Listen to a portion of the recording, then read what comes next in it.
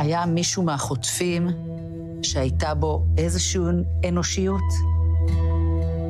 אוקיי. לא הייתי קורא לזה אנושיות, בכל זאת, הם מחבלים. הם לא רוצים אותי בשום צורה והם רק רוצים להרוג אותי. היה אחד מהם שפשוט היה יותר נחמד, הייתי קורא לזה. כן, היה חוטף אחד. לא חוטף, שווה. כי החוטפים הם אנשים אחרים, והשובים היו אנשים אחרים, ואותם שובים, חלקם, חיבבו מאוד את אמיליה. כן, היה אחד מוחמד, זה היה השם שלו. אני לא יודעת אם השם שלו נכון או לא, כי כולם שם מוחמד, אחמד ומחמוד, את לא יודעת מי ומי. היה בו אנושיות, הוא רצה לעזור לנו.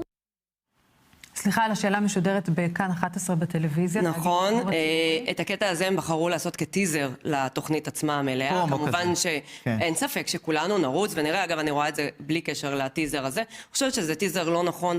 אני בטוחה שעלתה השאלה הזאת במצב אמיתי, כי זה אנחנו האזרחים שואלים את מי שמגיע, אבל יש כאן איזושהי בעייתיות מאוד במסר.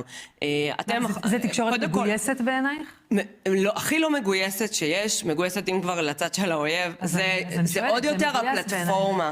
כאילו זה כמו שהרוב הכנסת היה אומר עכשיו... אגב, למה בעצם, כי אני אגיד לך, אני אשתף אותך במשהו אישי. אני, כשראיתי את הזוועות של 7 באוקטובר, אמרתי לעצמי, זה ממש כמו הנאצים. כן. וחשבתי לעצמי, האם בין כל האנשים... יש איזה טיפה של אור. יש מישהו, את יודעת, לא רוצה להגיד כמובן... אבל צריך רגע לזכור משהו, האנשים האלה לא שאני משווה. האנשים האלה לא נמצאים באותו תת לחץ שנמצאים היום החטופים שלנו אחרי שנה שמה, כי סינואר כבר לא בחיים, אני לא בחיים, הם לא היו כשכל המנהיגים חוסלו, וגם אני מזכירה שלא כולם היו באותם תנאים ותחת אותם לעשות איזשהו מצג שווא, שיש הבדל בין החוטפים לשובים, גם יש כאן עריכה ויש כאן דברים, וברגע אני גם מכירה איך התוכניות לגמרי, ואני חושבת שבסופו של דבר האנשה, מה שאת קוראת לו הומניזציה, אני קוראת לזה האנשה של תתי אדם, חיות אדם שאנחנו יודעים מה הם עשו, ובסופו של דבר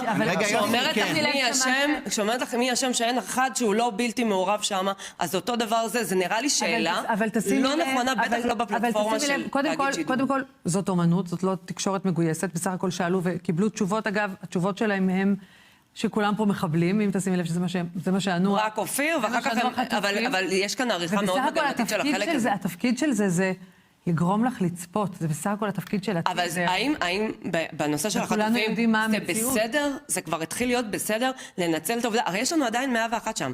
כלומר, אנחנו לא יודעים מה 10 שנים חוו אישה.